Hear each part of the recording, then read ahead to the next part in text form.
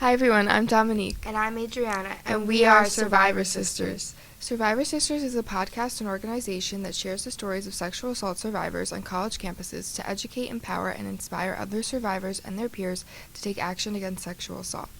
Today we're actually sitting down with the director of Title IX at Ramapo College, Kat McGee, to talk about all things Title IX and to navigate this whole process. So welcome, Kat. Thank you. I appreciate you having me.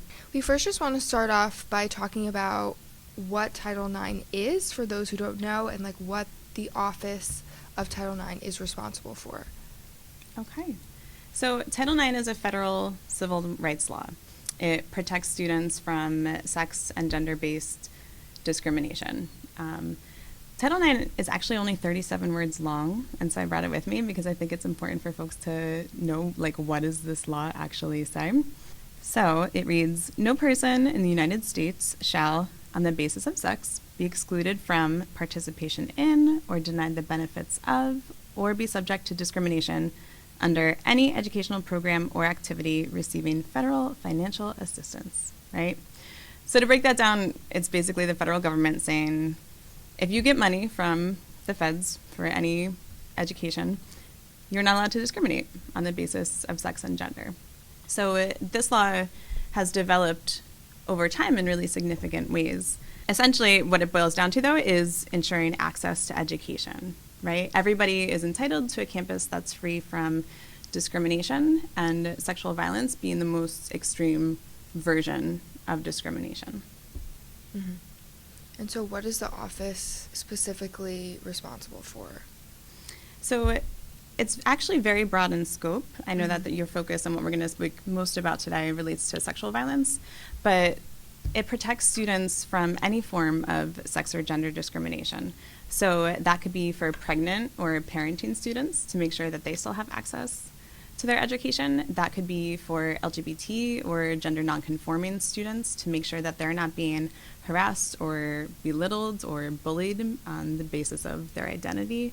That could be leveling the playing field for athletics, right? That's a big one. If you ask somebody maybe 15, 20 years ago, what is Title IX? They would probably tell you, oh, it's about women's sports. It's about fairness on the playing field, like men's and women's teams get the same access to resources, right? And so it's quite broad in scope, and that's important because there's a lot of different ways that discrimination can manifest itself, but they all hold people back from their education, and it's all about access and equity and fairness. how does sexual assault and rape play a role in the whole Title IX process and office? Mm-hmm, mm-hmm.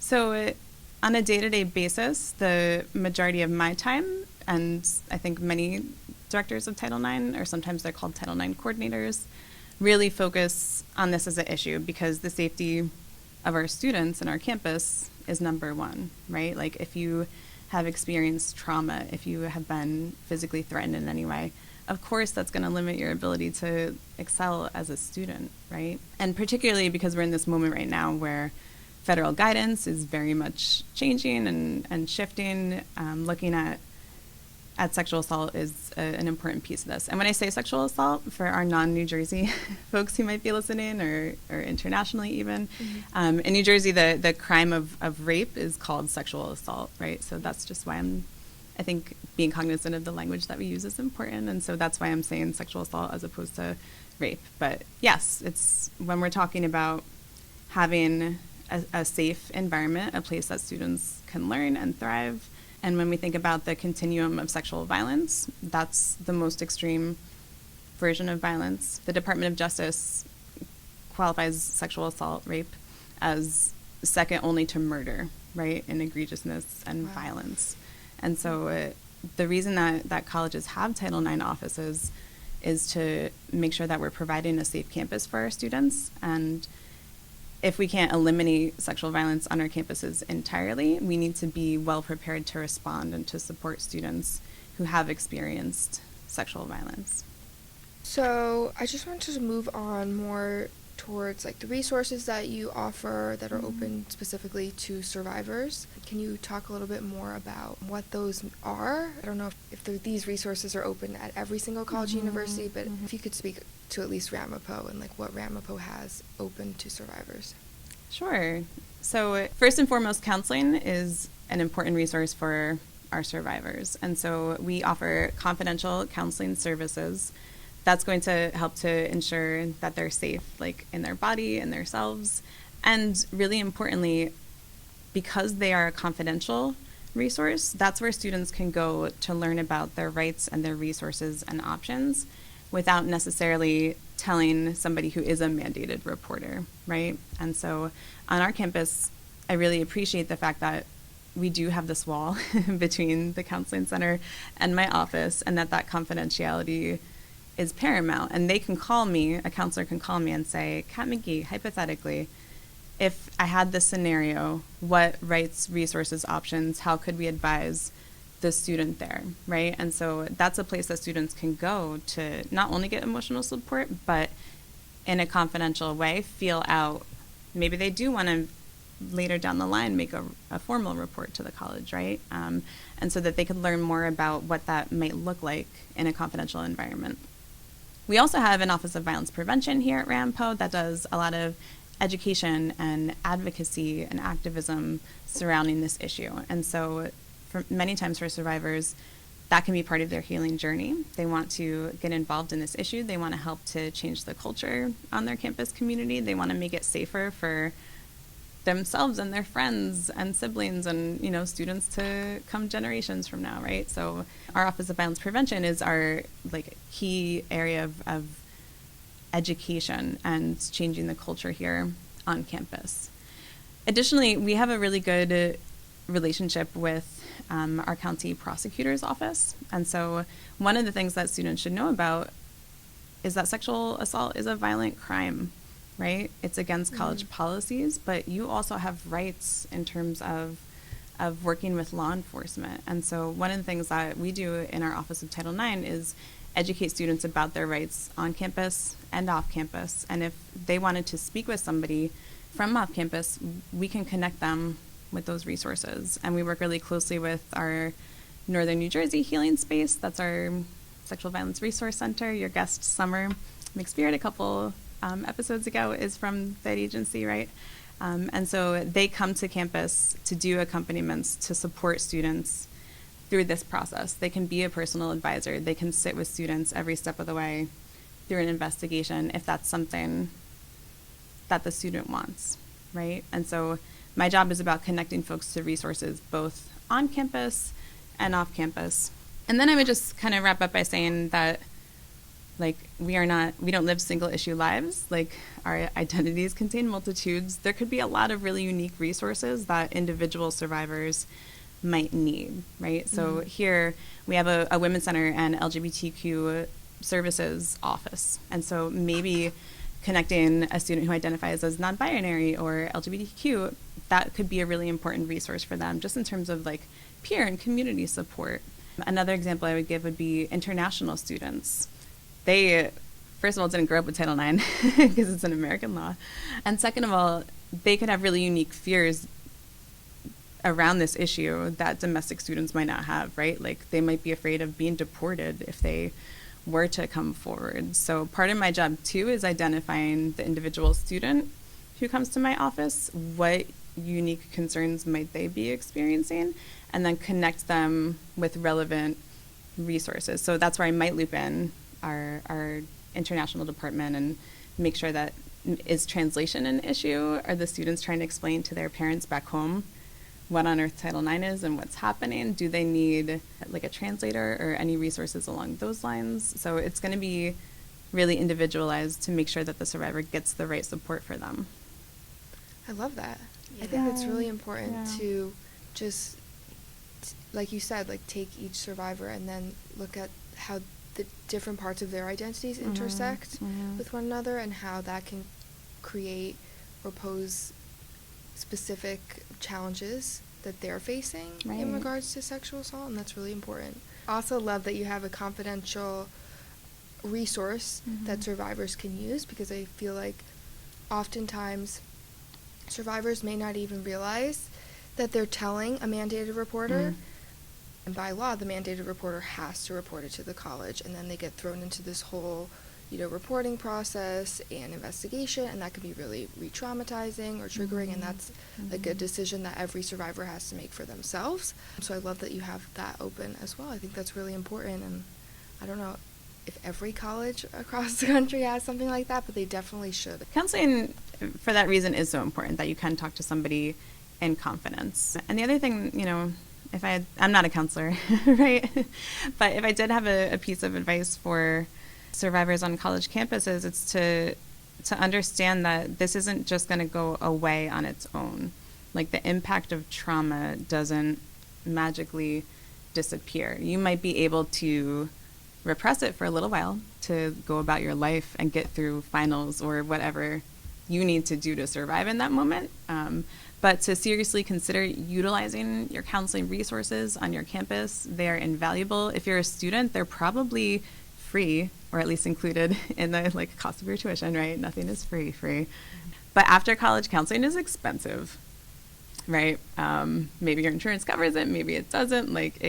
Just knowing that now you have this resource available to you is huge. And then to also consider, what are some of your community counseling resources, right? So at least in New Jersey, each of our counties have a sexual violence resource agency that provides things like confidential counseling services, a hotline. We have a text line, which is really neat here in Bergen County. But they're just really invaluable, and I can't stress enough how much that emotional support is crucial in not just in the investigation process, but lifelong for your emotional and mental health. For sure. Just because you brought it up, I know that you are currently working with Healing Space, which is Bergen County's Sexual Violence Resource Center. Did you want to talk a little bit more about what you're working on with them and what that's going to look like at Ramapo's campus? Yes. So I am so excited to share that Ramapo is opening a satellite office for Healing Space. That's across northern New Jersey. That's our Sexual Violence Resource Center. And they are going to have their staff come onto campus to do two things. So one is clinical services, to be able to provide direct counseling to survivors in a one-on-one environment, in different survivor groups, and to be able to kind of supplement the good work our counseling center has already been doing, but with a trauma-informed lens specifically for survivors of sexual assault. And number two, they're going to have a prevention and outreach coordinator who's going to work with our Office of Violence Prevention, who's going to really elevate our community's awareness and knowledge and skill building surrounding this issue. Because I think a lot of times we talk about being aware of sexual assault, right? And awareness is a really great place to start, but we can't just leave it there. Skill building and thinking about things like bystander intervention. Do we actually know how to be effective bystanders rather than potentially even cause more harm? And so that's just one example, but thinking about how is it that we're educating our community, and not just our students, our faculty and staff and counselors, and here at Ramapo we have public safety, security on our campus, right? What are we doing to educate all of our professors, administrators, staff? And Healing Space is really going to be able to help us do that in a really informed way with their expertise and their knowledge. When do you think that office will be open? It's opening in January when students get back from break, which is Great. very exciting. Awesome. So we'll be blasting across to the campus the fact that, especially the clinical services, I'm really excited about promoting the education. They're going to see that across campus. It's going to hit on many different levels, but especially making survivors aware that now we have multiple options for them in terms of counseling. If they like their counselor, they've already been seen in the counseling center, wonderful. They can continue to do that. Or if they've hesitated going to our counseling center for any number of very valid reasons, now this is another option that's available for them. That's amazing. A very important resource for survivors who are choosing to go through the Title IX investigation process is to have a personal advisor.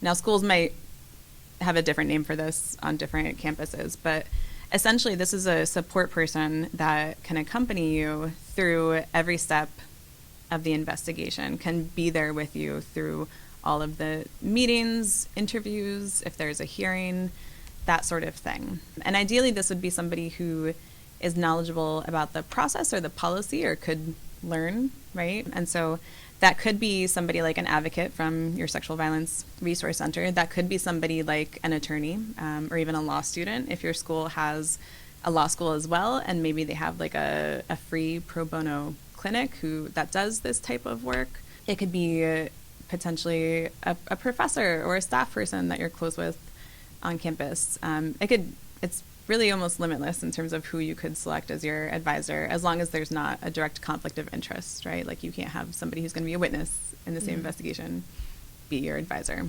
But typically, that's an important role because that's going to be your support person through this.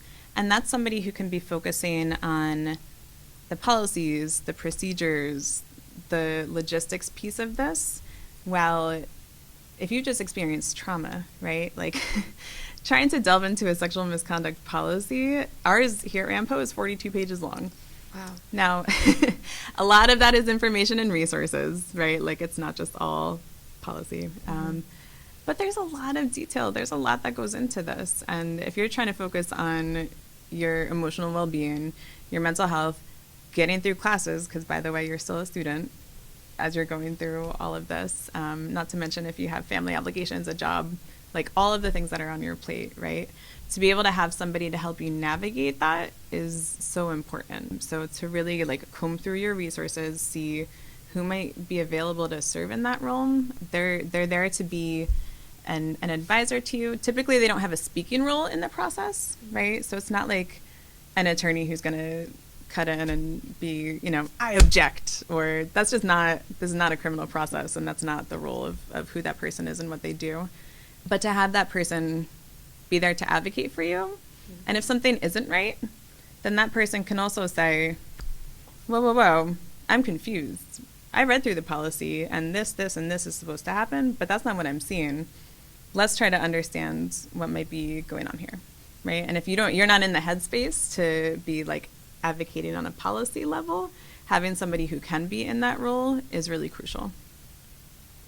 Yeah, I think that's really important, and I know that Adriana used an advocate when she was going through the Title IX process, and it really helped her. I don't know if you want to talk more about that. Yeah, so I used an advocate from my VPVA office, and in my Title IX hearing, the advocates just kind of sit there and help guide you through like the whole process, help you get all your documents that you need to get together, like your statements, your evidence, and are there with you through the whole hearing, kind of writing questions, because they're not allowed to speak, or at least in my hearing, they're not allowed to talk, and just guiding you through, like helping you out with like your questions and making sure you're like okay. So I thought it was like a really beneficial resource to have, especially going through the Title IX process as a victim, because there's so much on your plate, and then just to have someone who knows the whole process and is there for you to think in terms of the policies, the protocols. The policies and the protocols. It's super beneficial to have. Some schools even have a pool of like dedicated advisors that you might be able to tap, and these could be folks who have gone through the process a couple of different times, right? So don't hesitate to reach out and to have those people ask questions. And then the last thing that I would say is your Title IX coordinator on your campus should also be a crucial resource for you, right? They have a very different role. My role is to make sure that our process is fair and impartial and timely, right? It's not an advocate role, but it's an information sharing role for sure. So if you or your advisor is reading through these policies and there's something that doesn't make sense or you just don't understand it, you can ask the Title IX coordinator to explain the steps in the process, or what on earth is a preponderance of evidence standard, right? These are things that, if this is your first time encountering all of this, could understandably be really confusing. And so I would say, don't hesitate to reach out to your Title IX coordinators. You have the right to understand what's happening in this process, and if there's something that isn't clear, you're not bothering us by picking up the phone or sending an email or asking these questions. That's our entire job, our entire role is to make sure that you're informed about your rights in this process. So please don't hesitate to do that.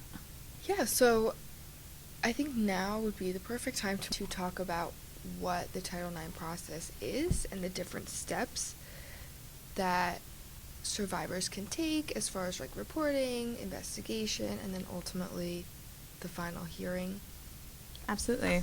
So let me walk you through what might happen here on our campus. And this might be a slightly different process for different schools, but it'll just give you an overall sense of what this would entail.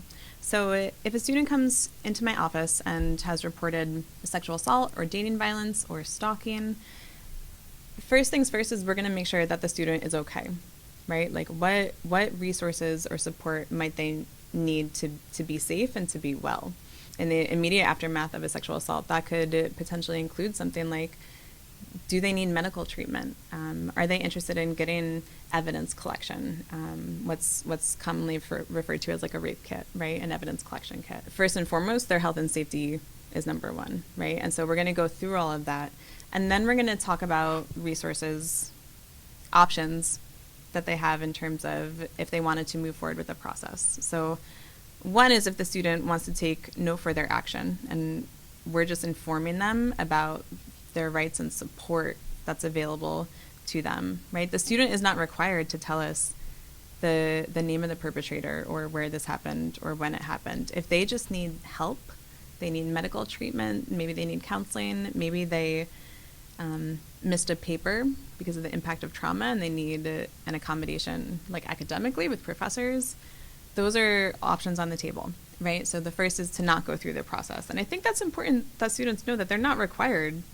They don't have to go through this process. And I don't say that to discourage students. I just want them to be informed. Like, that's a perfectly fine option. Maybe your parents or maybe a friend or a roommate is kind of like pushing you towards that. That has to be the choice of each and every survivor when they're ready to make that choice for themselves. So just know there's generally not like a statute of limitations. It's ideally we would start an investigation immediately after an incident of violence happens because that's when the best evidence might be available to us.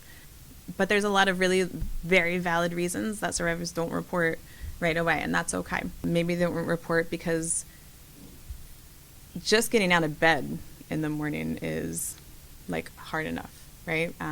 Maybe they don't report because it's happened in their social circle and it's a really small, tight-knit group of folks, and they're afraid to come forward. Maybe they're thinking that what happened to them was quote-unquote not that serious, right? I'm doing air quotes over here because I can't tell you how many times I've heard that from students. They're thinking it's not the Brock Turner extreme violent scenario, and so they're comparing their own experience to that, which you really can't compare. But for a lot of students, that's an important reason why that they don't report, right? So there's tons of reasons why students initially might not want to come forward and make a report. But so let's say that they did. Then, and they do want some action to be taken outside of just resources. So one option that could be on the table here, what we call it, is informal resolution.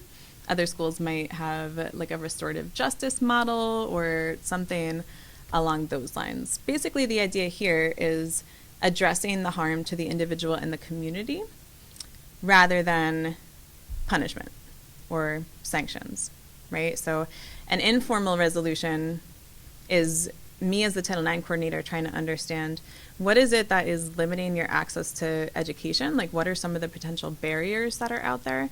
And then how can we go about addressing those? So, for example, sometimes students come in, say for like a lower level stalking, right? Like what I'll call like creeper behavior. Maybe they just want to be left alone. Very valid. So perhaps something like a no contact order is an appropriate resolution there. Other times students have said, I'm concerned about this person potentially like harassing or stalking someone else. I don't think that they understand the impact that this had on me. And so they're something like education for the person who's doing these behaviors, or sharing a letter of impact so that person can understand the consequences that their action had on somebody else, right? We can kind of customize that based on what that individual student might need in the process. So that's essentially the informal resolution. And then what you're getting at really in terms of like the Title IX investigation process, that's where the college is conducting a formal investigation that's going to result in a finding of were our college policies violated, yes or no. That's where if a student has violated college policies, sanctions could be on the table.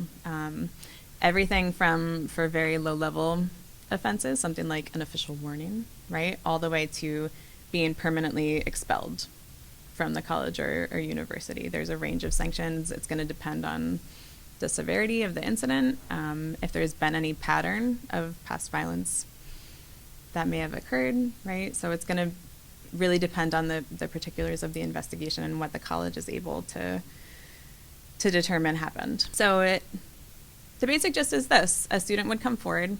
I would put those options on the table: no formal action, an informal resolution, or a full investigation. And if the student wants to participate in a full investigation, then a team of investigators would be assigned. These are folks who are required by the federal government to have specific training and knowledge on sexual violence, things like the neurobiology of trauma, like due process and the rights that students have through an investigation. And they're required to receive this training annually, right? So I think sometimes people have fears that the investigator is just like some math professor who gets handed a case file and says, good luck with that, right? That's absolutely not the case, and that should not be happening. These are folks that really have some pretty extensive training. The investigators are going to generally conduct initial interviews. First, they're going to speak with the student who has reported and try to collect any and all available evidence that might make an impact on the finding in the case, right? So they want to collect an interview. They're going to want to look at CCTV video camera footage in the area. If your school has like ID card swipes, if you have to swipe into any of these buildings, maybe that's relevant. They'll look at things like social media, if that comes into play or is relevant. They're going to want to understand what happened leading up to and during and then after the incident of trauma. And they're going to want to understand things like if, say, like alcohol or drugs were a factor, incapacitation, right? Was the student so incapacitated that they didn't have the ability to give consent? And that's, I think, something that's really important for survivors to know, is that there's a reason that those questions are asked. And it's not coming from a place of victim blaming. It's not coming from a place of, if you were drinking, what did you think was going to happen? That's absolutely not the case. If we're trying to understand for an investigation if somebody was incapacitated, then we do need to know how much were folks drinking, over what course of time, are they on any medications that might have also like layered into this? Is there, maybe photos or videos that would demonstrate how far gone somebody was and the fact that they might not have been able to give consent. So for example, if we have CCTV video footage that's showing somebody have a hard time walking, they need to like swipe their ID 5 times to get into their room because their coordination is just not there, or if somebody's stumbling and being held up by somebody else because they literally could not walk, right? These are all pretty strong signs that somebody's incapacitated and then could not give consent. So I do want to say that the investigator should be given a little bit of context behind why they're asking these questions, but that's important evidence in an investigation. It's not coming from a place of victim blaming. Now, if the assault happened off campus, would you guys still be doing the same sort of investigation tips like what you just explained? We would look at anything and everything that could be available to us. So maybe if it was at a bar and that bar had TV footage, anything that we could have access to that's relevant in a finding, we would absolutely consider. It doesn't matter if it happened on campus or if it happened off campus. So generally, you're going to have a series of interviews, first starting with the person who reported the sexual assault. Then if there's any witnesses that they've identified, then we're going to interview the student who's responding to these allegations, the accused student, right? Some colleges, they call it the respondent. Some colleges call it the responding party. I'll just use respondent to keep it simple for now. So the respondent's going to be interviewed. Same process. That person then has the opportunity to present any information, evidence, witnesses that they want to submit and put forward. And then in our process, all of that evidence is gathered into a draft report. And so this is where schools have a couple different ways that they handle it. Some schools then take that draft report and give it to hearing officers, and a hearing is held. Here in our process, we don't actually have a hearing, and we do that because in 2011, the Obama White House issued a Dear Colleague letter that instructed colleges that hearings can be very re-traumatizing for folks who have experienced sexual violence. And so they strongly cautioned against using hearings. They didn't say you can't use them, but they said colleges and universities, be aware of the impact that this could potentially have, and if that's getting you actually closer to your goal of eliminating violence and discrimination on your campus or not, right? And so we followed that guidance. And so here our process is to take that draft report, have an opportunity for both parties in separate meetings to meet with a decision maker. Here we call it a deputy Title IX coordinator. Read through the report, read through the evidence that was shared, look through any exhibits, if there's video footage, photos, anything along those lines, be able to fully review all of the evidence that's been submitted, and then provide a response if they wish to do so. And if there's any further investigating that needs to come out of that response, then we do that before the report gets finalized. Now, some other campuses may have a hearing process in which that evidence is going to be reviewed by like your panel of hearing officers, and the hearing is an opportunity for folks to provide either impact statements or to dig a little bit deeper into some of the evidence if things are not clear, to be able to ask questions, right? So that's really what that process looks like. Currently, one of the things that we're anticipating happening just about any day now is that the Department of Education is going to be releasing new Title IX regulations. And what the Washington Post reported is that all schools are going to be required to have a hearing board model going forward under these new regulations. So if schools have not already been using a hearing board model, they would be required to do so under these new federal regulations. And it's also being reported that they would be required to include cross-examination as a part of that hearing process. So the respondent's advisor would need to have the opportunity to cross-examine the person who had made the report to try to get at ultimately the facts of what occurred. But the concern that many advocate groups have related to that process is the fact that it can be very, very traumatizing. And having some accommodations in place could help to mitigate some of that a little bit. So for example, the regs talk about the fact that it doesn't need to be in person necessarily. Maybe 2 different video camera systems are set up in 2 different places, and you would not have to be in the room with the respondent while this is happening. And so I think that there are ways that this can be done that are better than others, but not having ever been through something like this before, for a student who is considering reporting, knowing that if they want any discipline to come out of this, they're going to have to subject themselves to be cross-examined, I think is going to be a big barrier. And if that's going to be a requirement that schools have to abide by, if that's the law, right? We're going to have to follow the law.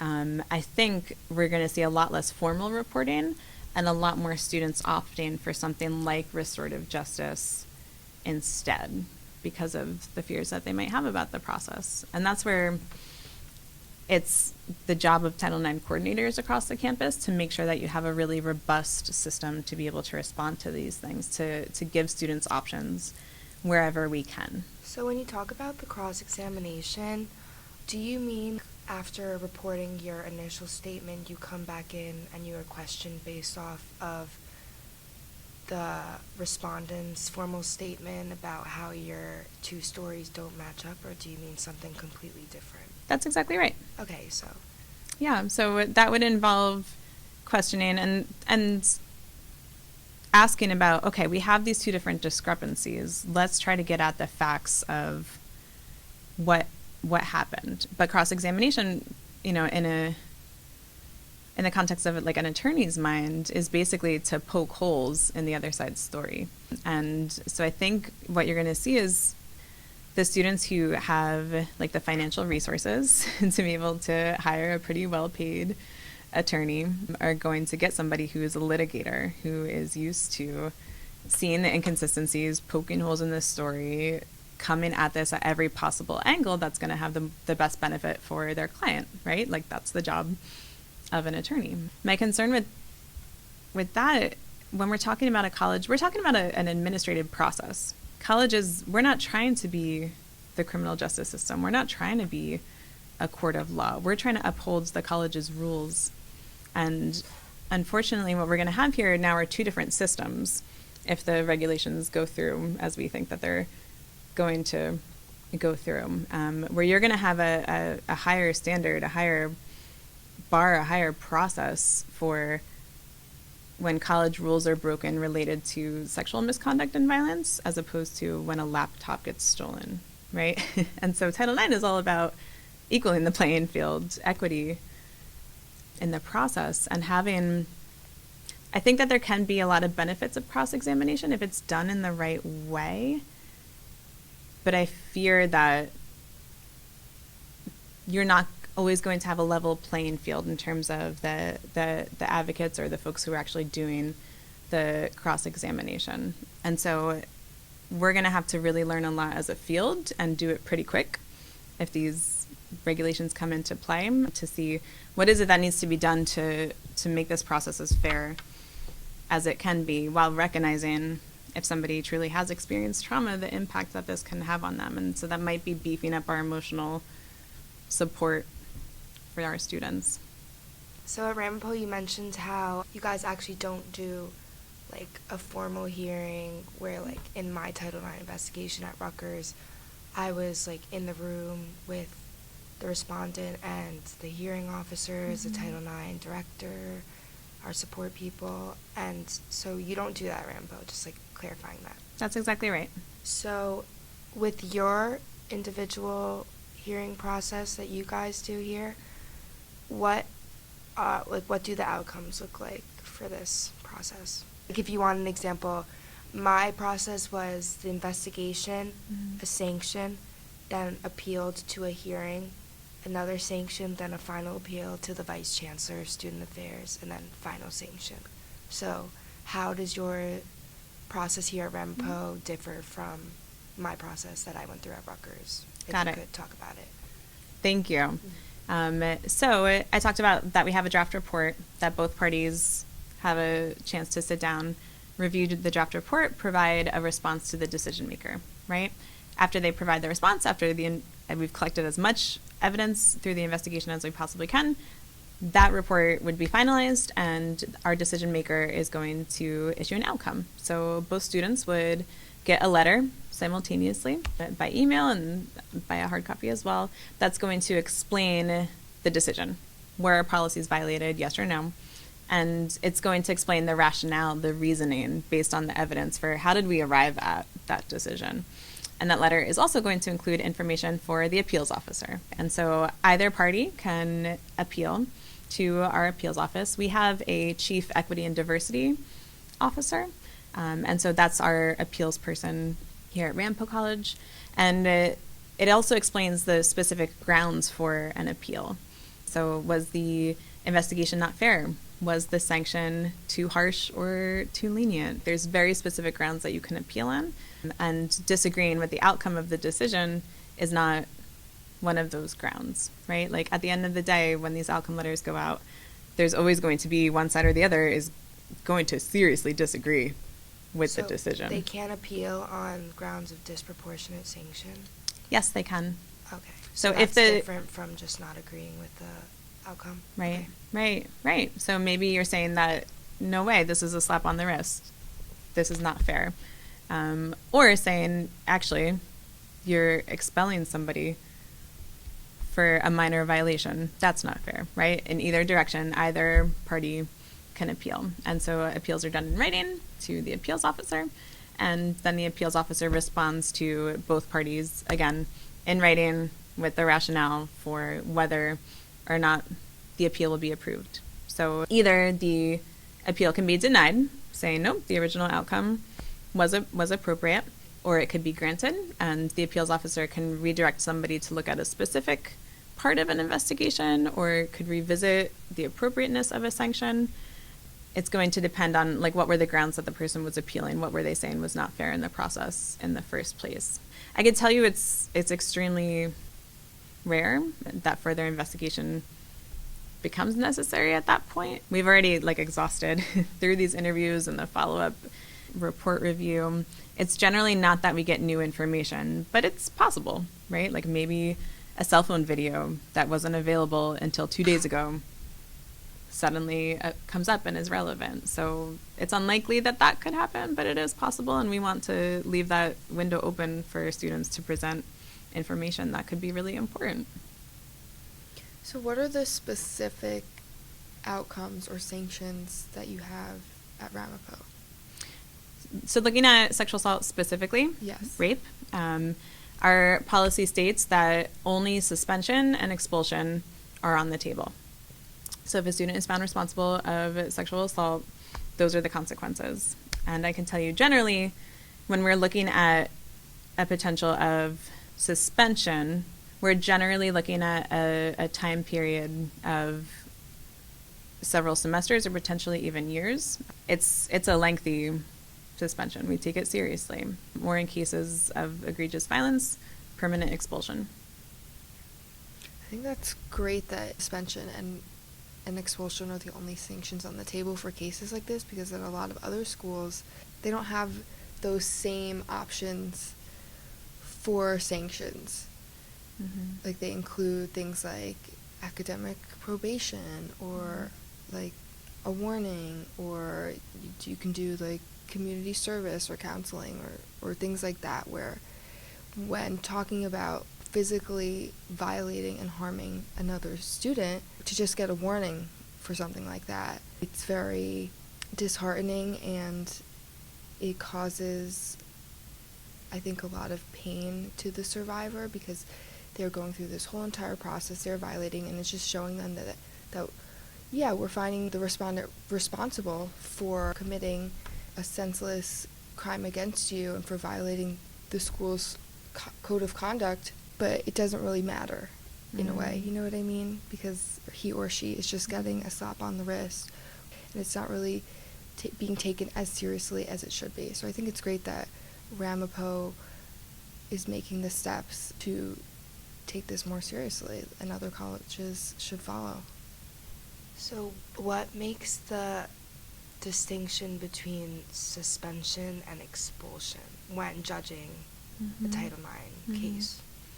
We're going to look at a couple of different factors. So one is this an isolated incident, or did this happen multiple times? It could be multiple times within a single night, or multiple times over the course of days or weeks or months.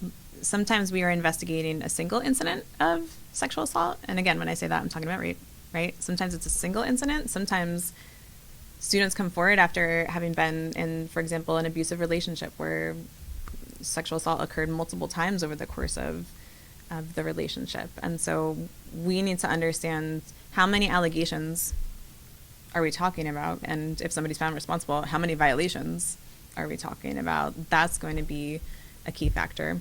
If, God forbid, there were an elevated level of violence,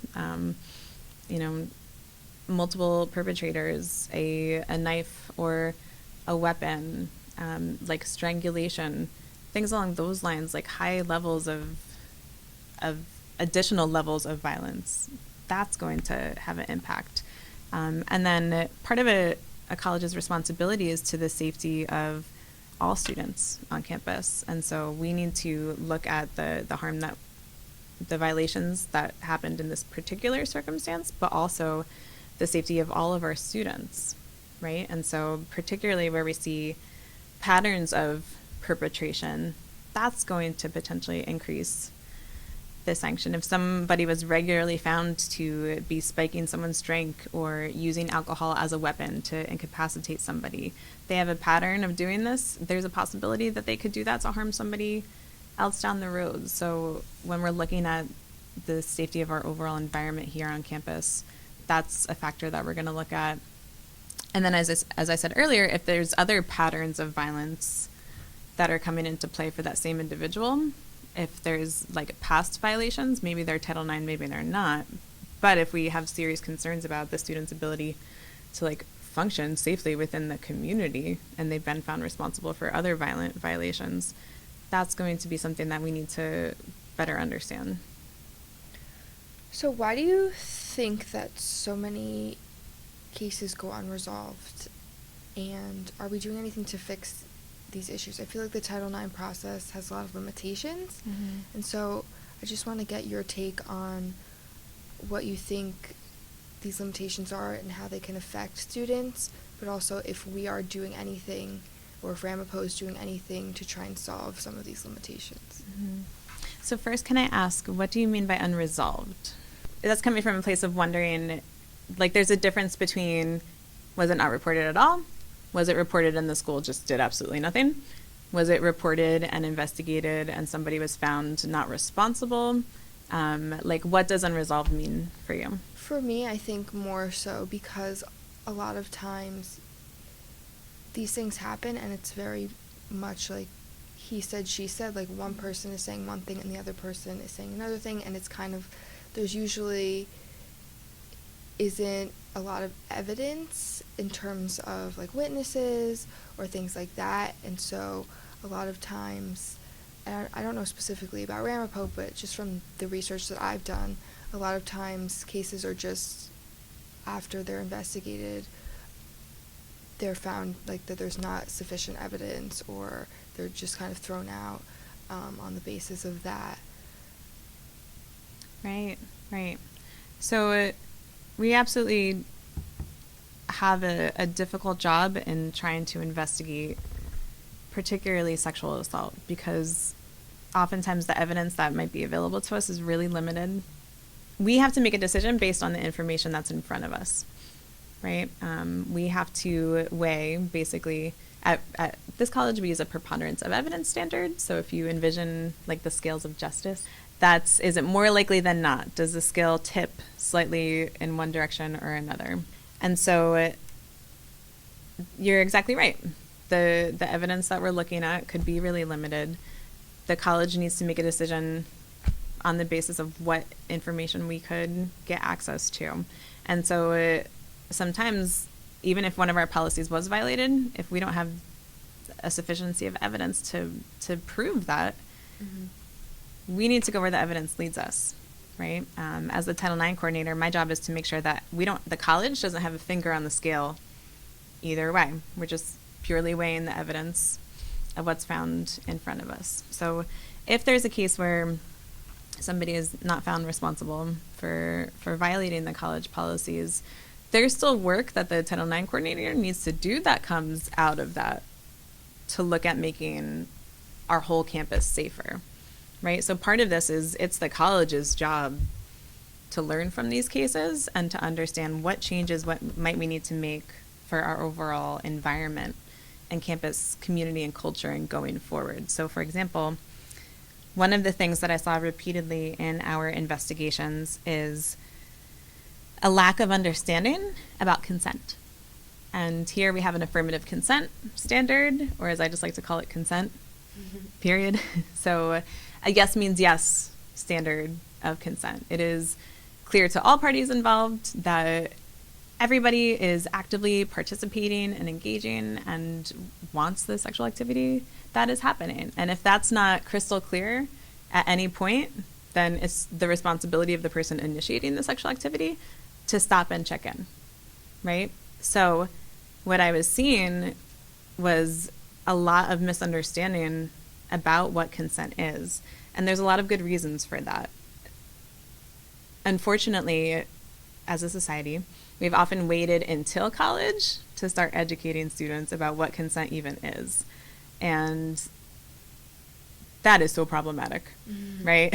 A lot of folks don't wait until college to become sexually active. A lot of folks don't go to college, right? Like, just to acknowledge our privilege, like, we're pretty privileged to even be having this conversation in the, like, context of higher education for folks who pursue other pathways in life. If we're waiting until college to talk about consent, that's a huge part of our population that's never even going to be included in that conversation. And so my whole thing with sex education is, before we get to chlamydia, can we talk about consent? That needs to be step one. And so one of the things that I'm actually very proud of in the state of New Jersey is we just passed a law that went into effect this fall that all students in public 6th grade through 12th grade education, their health education curriculum now needs to include certain information on consent. And that's huge. Starting from 6th grade, mandatory, all of the sex ed classes. I don't know, so y'all are younger than I am. I graduated high school in 2003. I remember having a really comprehensive program. I remember like packages of birth control pills being passed around. I remember learning about fallopian tubes. I remember like having a really good sense of, sexually transmitted infections, but I don't remember a deep dive on consent. I don't know if you all had anything like that as college students currently.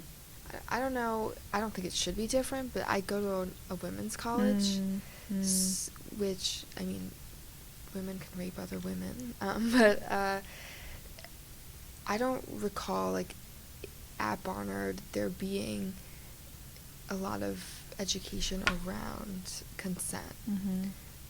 And I'm not sure about high school either. I don't know. I don't really think if we did touch on the topic, it was kind of just like minor, like yes means yes, no means no type of thing. I know in college, you're supposed to do this like online like alcohol training and like sex ed kind of thing. But I feel like the way that in which at least my college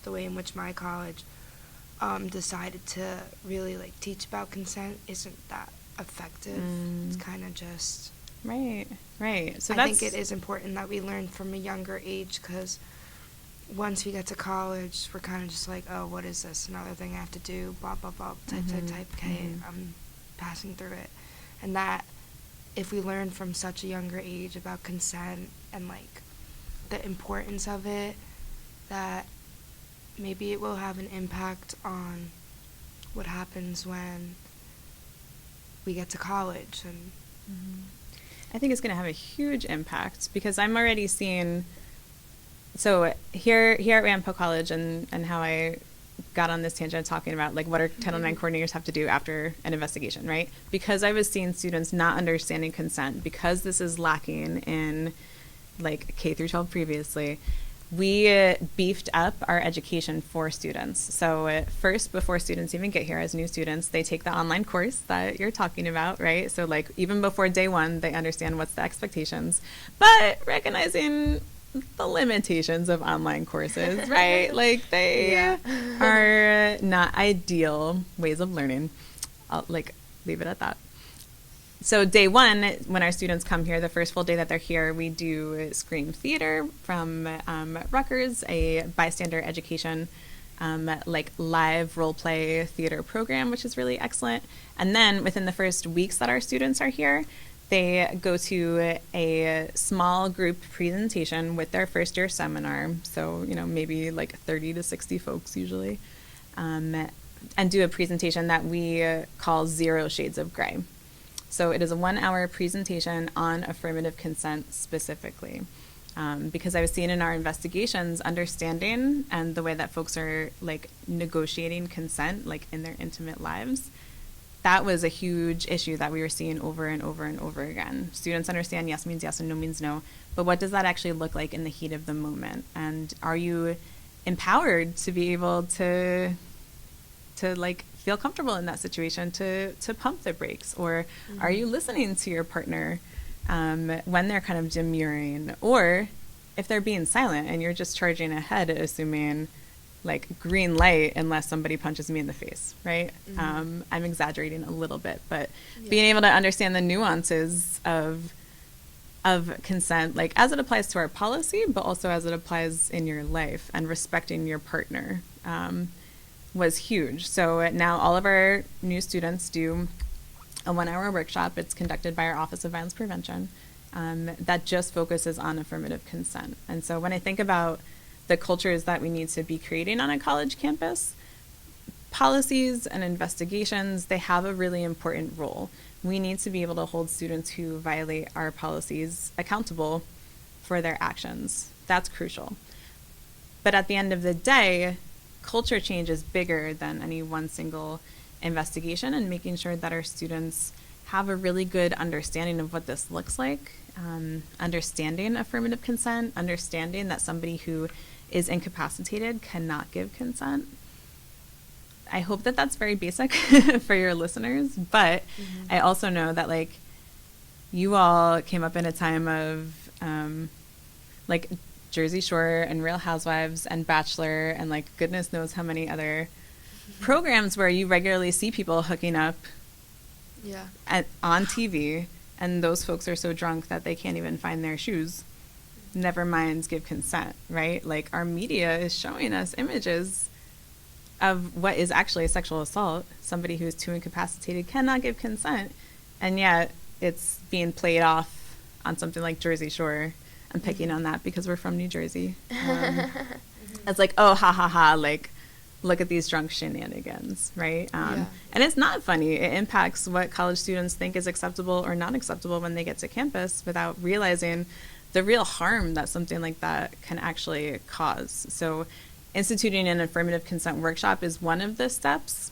Sometimes it could be something more concrete, like do we need more video cameras in this one space? Do we need to better train RRAs? Like what are the steps that need to come after this that are ultimately going to make our campuses safer in the long run? That's where it's the responsibility of the college to be looking at that.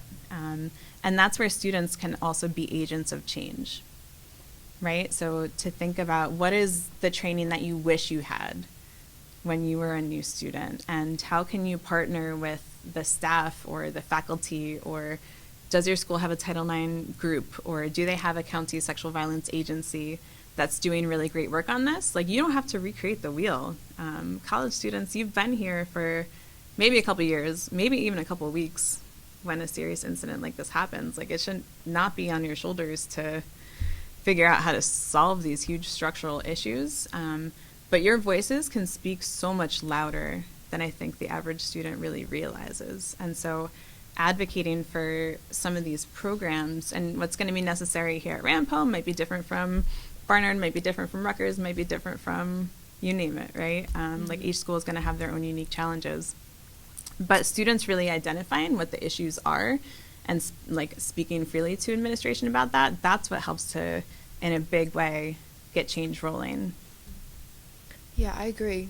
And I think it's always important to include students and survivors in the narrative when addressing issues that directly impact them. Like no one knows more than they do, and so I think it's important to like increase communication between the administration and between the students and survivors who are experiencing these issues or are at risk for experiencing these issues.